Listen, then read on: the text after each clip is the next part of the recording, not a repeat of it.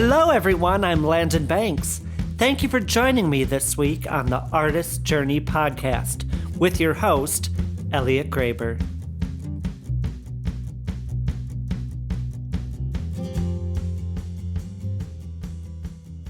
So Landyn, tell me about yourself. We want to hear about the man behind the mastery. Oh wow, well thank you for that lovely introduction. I hope I can live up to that. Yeah, of course you can, Landyn Banx, I love acting and songwriting and trying to sing and perform and being an entertainer. I feel that is what I was born to do, and if I'm able to bring joy into anyone's life at the end of the day, that means a lot for me. If I can make someone smile by a performance in a film, or laugh by a performance in a film, or if I can move someone to happiness or joy or tears with a song I've done or something, then I just like to move people with what little talent I've been given. So I hope that people are moved in a good way.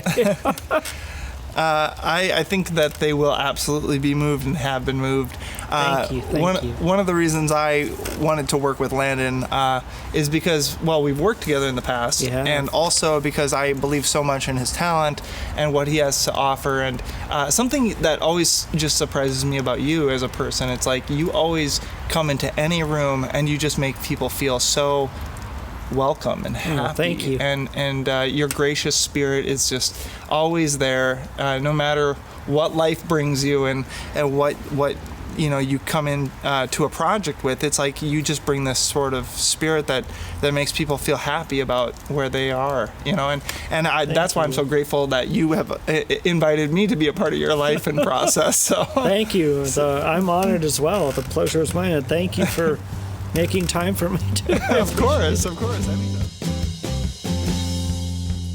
You know what? Now's the best time ever to be in the entertainment business, because in today's entertainment industry, the artist is finally in charge of their career.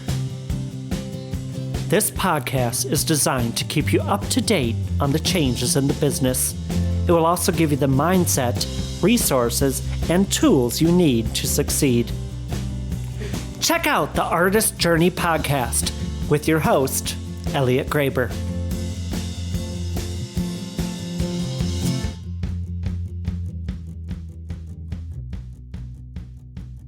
So Landyn, why don't you tell us a little bit about how you got started in the arts world, in film, in music, in vocal performance, in what's your process? Where did this inspiration come from, and then also alongside this deep-rooted passion to create Christmas music?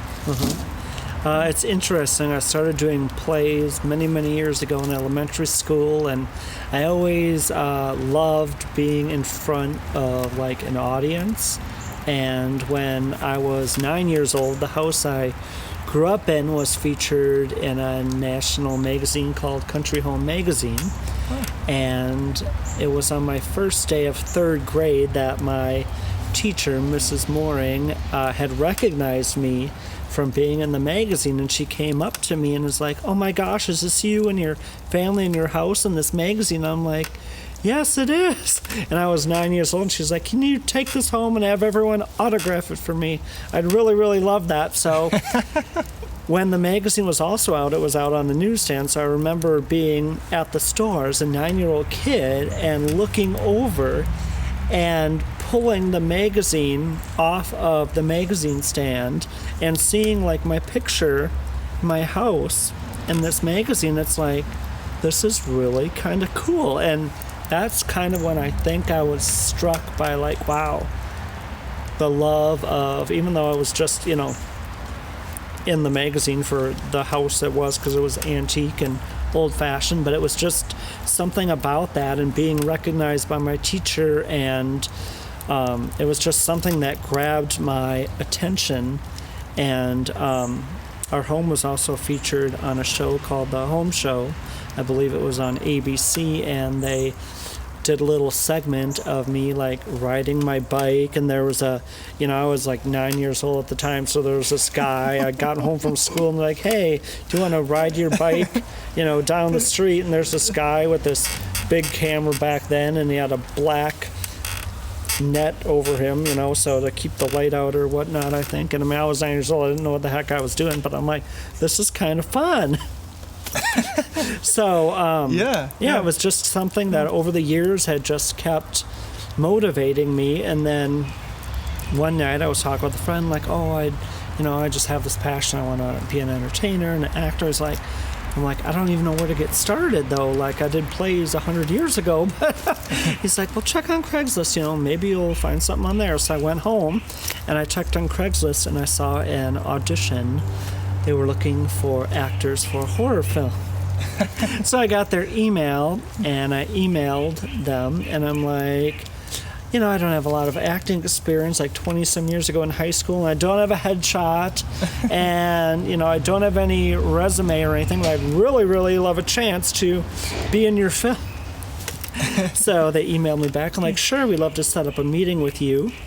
And we set up a meeting at Caribou Coffee, and I was so, like, naive and stuff, and I'd heard stories before, like, be safe on all these auditions and everything. So I think this is the first time I'm telling this story. I had a friend go with me, a coworker, to sit at the table behind or across from me to just to make sure that everything seemed legit, that I wasn't going to get Landyn napped or anything like that. Yeah. So they liked my, it was kind of more just a getting to know me. It wasn't like I stood up in front of the whole Caribou Coffee and did this audition. But they must have liked what they saw, because they emailed me back and said I had the part. And then when I filmed the movie, when I knew it was meant to be was when I filmed in an antique store, and the lady in the antique store was friends with, I knew her from my parents, and I grew up doing flea markets with them.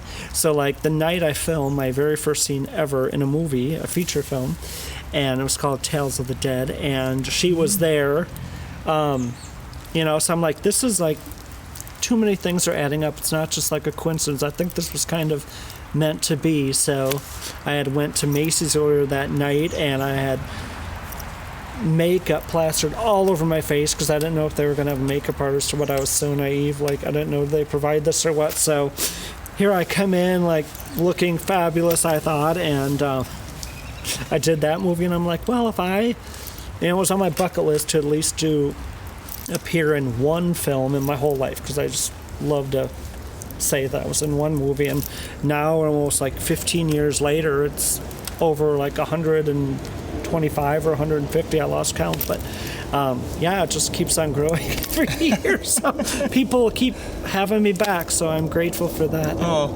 well, Landyn and I got a chance to work together on Another Christmas Alone. Yes. About even a decade ago, right? Yes, wasn't it? Yeah. Almost, yes. Yeah, and I was so grateful, because at that time we were working with like Elliott Graber and Brandon Van Vliet and Restraining Hollywood, and the whole scene of the Twin Cities. It was like this kind of this moment in time where all these production companies, all these independent artists were coming together to create beautiful art. And one thing that always struck me about you coming into your world was just that the presence that you brought. Oh, and, wow. Thank you. Sort of this almost, if I may say, over the top, and yet just so whimsical and wonderful quality of art that you create. Oh, thank you. It's interesting now working with you on this new record, which you should check out come 2020 here, winter, Christmas, December. Yes. And also I've been working with you back then, and just that's why when you contacted me, I was like, oh, this is a great moment to actually get to work with you again. And so you always bring the full spectrum of things. Like you bring everything from down here to up here. Like your range is incredible. Thank you. In storytelling, if I may. So tell me a little bit about like what inspired you to first of all create Christmas music for people, and what is it that still inspires you to keep continuing to create Christmas music for the audience today? I think I wanted to find a niche, and I've always loved artists that have, put out a Christmas album. My favorite singer, Amy Grant, has released many of them, and they kind of call her like the queen of Christmas music. And I'd like to be the king of Christmas music. No. Hey, why not? No, just kidding.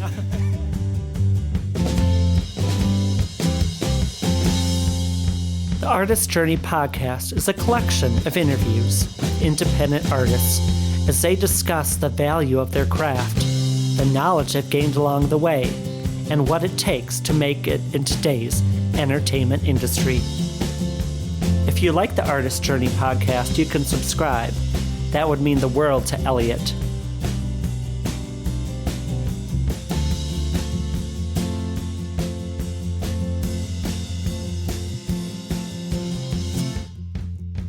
It's just something that kind of caught on. I started writing a song. I didn't know I was going to set out to do a full-length Christmas album. I wrote an original song after my grandma passed in September 2010 called The Only Thing Missing This Christmas Is You. And I intended to just record that song with my connections and give that as a gift to my family for Christmas to remember my Grandma Lois's legacy. And then I also wrote another original song called Another Christmas Alone, which I'll never live that down, but that's okay. I love it. In the best way. Yes. I think it's the catch. In my opinion, it's your hook. Thank you. It hooks your teeth, and it's an earworm song. Once you see the video and hear the song, you can't get it out of your head. I wasn't in that video. No. I still to this day, I have family members. Is that you in the scarf? With the Where's Waldo scarf? That's what it was. Where's Waldo? It was look for the Where's Waldo scarf. You'll find lots of hidden gems there. Oh yes, I didn't even know that. Yeah. So I talked with Mr. Elliott Graber, who composed all the music for it, and I thought maybe we'll do an EP, a couple, a handful of songs, and it just turned out to be a full-length Christmas CD with 14 songs. And over the years, I've gone back into the studio and released a few singles in the last decade. And then I thought, well, it's the 10-year anniversary of my Christmas CD called Christmas, and what better way to celebrate that than to go in and remaster some of the tracks and record a new original song I wrote, and record another classic Christmas carol, and just to add a few remixes and some bonus features and interviews and music videos, and thought it'd just be fun to celebrate the 10-year anniversary that this thing is still going on, which I never thought it would. I plan to do a 20th too. And a 30th if I'm still around. So first of all, I'm so glad that you've continued the Christmas spirit, because I know when I got your first Christmas album, after we had worked on the music video and after you had produced that with Elliott Graber at Divinity Pictures, I was so, to be honest with you, I kind of, it's the gift that keeps giving. I gave every member of my family a Christmas album from you, from your CD. And even today when I go home, I go to my mom's, CD collection out. Landyn Banx, we got to put that in. Every Christmas, I'm just like, yeah, you guys have got to experience Landyn Banx Christmas. It's just an amazing album. Thank you so much. And it's cool that we also got a chance to work with Elliott Graber, yes. In our professions, and so with your career. And moving forward and presently, what are you thinking that you would like to give to the listeners, to the audience? What's your message in the midst of your Christmas spirit?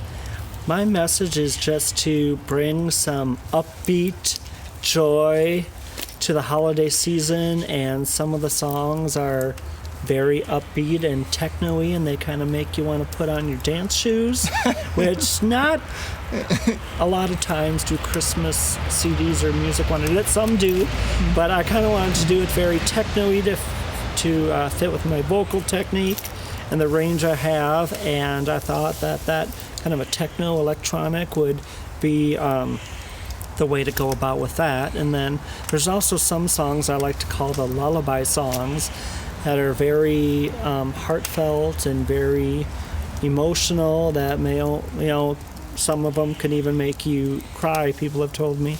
So I kind of wanted it to run the gamut of emotions on the musical roller coaster ride, if you will.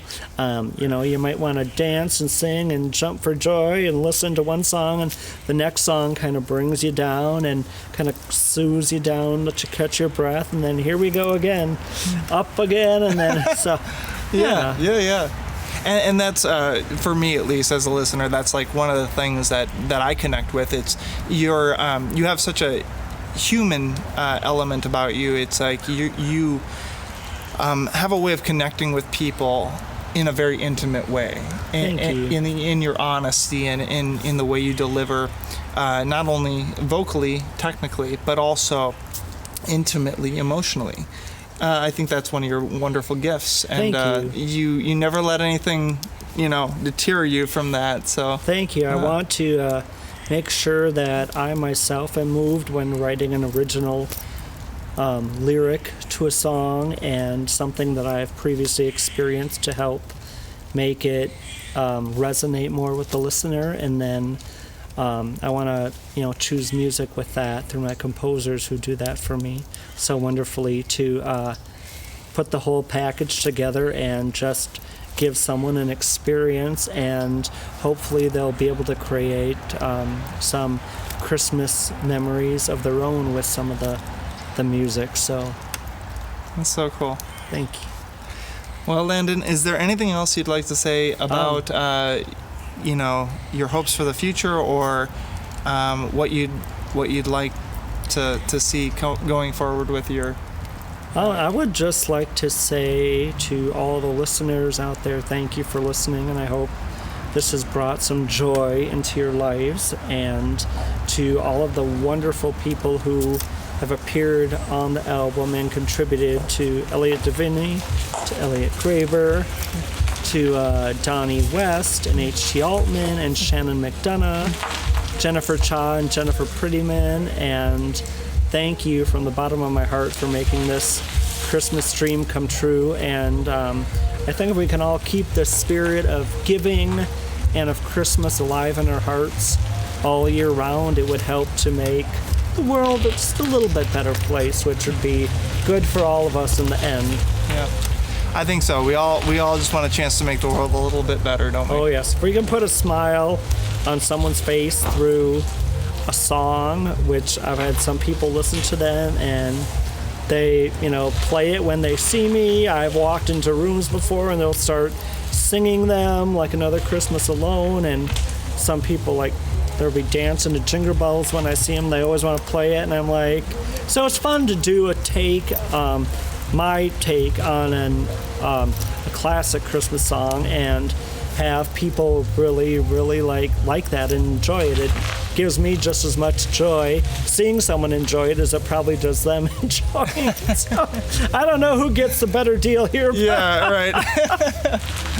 Okay, cool. Well, thank you. I think they're playing your music in the background now that I hear it. Is that Christmas? I think that might be your gosh, Christmas album. So check it out this year, Christmas 2020. Landyn Banx and his new original music coming out to you, and also some classic Christmas tunes. Thank you, Landyn, so much. I'm going to bump welcome. you. Thank you. And thanks so much for listening. Stay safe. Stay safe. Cheers. Cheers. Thank you so much for joining us on the Artist Journey podcast this week. If you like the podcast, subscribe and leave a comment for Elliott. He would really appreciate it. See you next time. Toodles!